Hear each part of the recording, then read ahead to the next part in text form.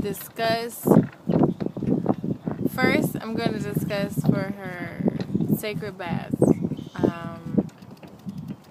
Because I mentioned this a lot to people, and there's still a lot of people who don't understand what it is. Definitely beyond what I'm going to tell you, I recommend that you research it for yourself. But sacred baths are very ancient. They've been doing them since the beginning of times. They definitely help you connect with the water element. But usually when I recommend that someone does a sacred bath, I recommend that they connect with all of the elements. In doing that, with, putting the herbs in, that's the earth, lighting some candles, playing some music, and meditating, probably chanting, or whatever is necessary, so that they can really open themselves up to what the universe has for them, and also go deeper into themselves. And depending on what your purpose is when you do this, it kind of depends on what you should do. There's many different ways to do it. A lot of times it's just really just your intent. More often than not, people get so caught up in the details of doing things, and it needs to be this way, it needs to be that way, and religifying everything, that they miss the whole point. The point is to state your intent. The point is to tune into the universe, and really all else is unnecessary. In a sense, yes, it's symbolic and psychologically it can be very powerful for you. But it does get to a point where you really don't need all that stuff either. You can go to a natural shower, like a waterfall or a fast-moving stream, and do your sacred bath there in some natural water, some natural healing water.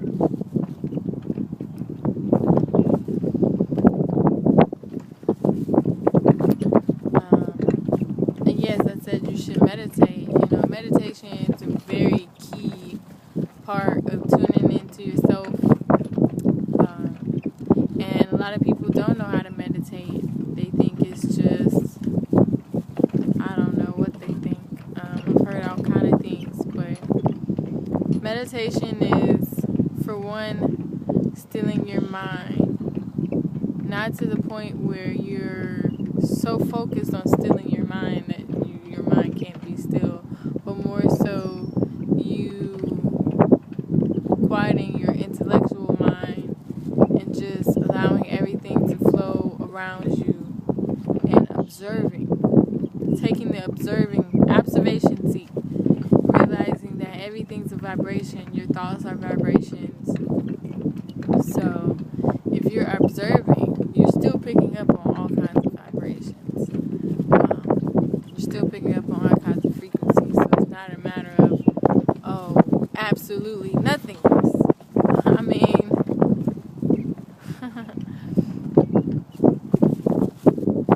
it's not a matter of absolute nothingness. It's a matter of stillness. It's a matter of inner peace. It's a matter of knowingness. It's a matter of tuning in to the particular frequency that you want to be on. But you can't do that if you can't step back and become aware of the frequency that you're on, or become aware of the frequencies so that you know where you want to be. There is no set way to meditate. What helps one person to focus their mind is different for everybody. What helps one person tune in is different from everybody.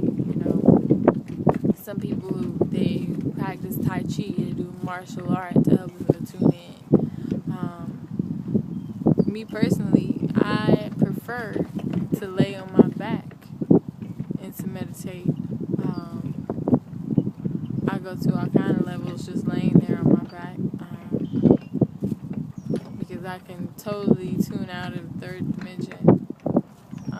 But some people have to keep their third dimensional connection. I do, however, very strongly believe.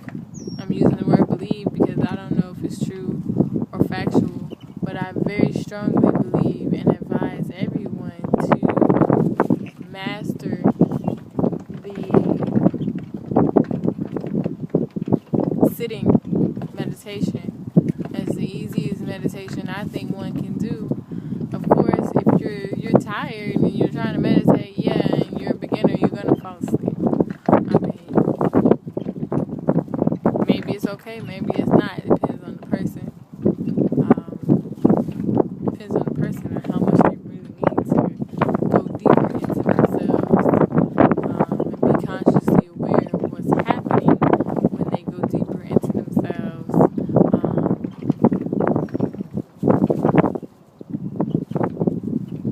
Because the more you aware you are, the more you're able to transcend, the more you're able to evolve, the more you're able to comprehend and understand and be a master of your own self, a master of your own alchemy, your own energy, all of that good stuff.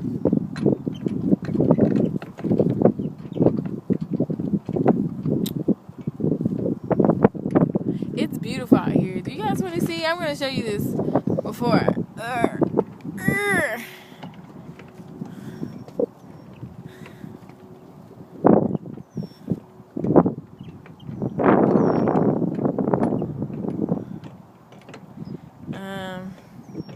Again, I'm in Orlando, Florida. So if you're near me and you'd like to experience any of the crystal healing that I do, or in the readings or house consecrations that I do, feel free to contact me. I'm also offering a new group session discount. If you can get 6 or more people together for one of my group sessions, you will get a free session yourself, no matter if it'll be your first session or you've had plenty sessions before. It's irrelevant. So it's just a matter of you going to my website. It's beautifulnanu.com. BEAUTIFULNANU.